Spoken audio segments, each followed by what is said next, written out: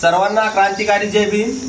आज आमच्या गावामध्ये जगताप पार्टी आलेली आहे आणि म्हणजे माझा जन्म नसेल तेव्हापासून डॉक्टर बाबासाहेब आंबेडकरांची चळवळ ते आपल्या गीताच्या माध्यमातून प्रत्येक खेड्यापाड्यात जाऊन बाबासाहेबांची चळवळ त्यांनी जिवंत ठेवलेली आहे आतापर्यंत।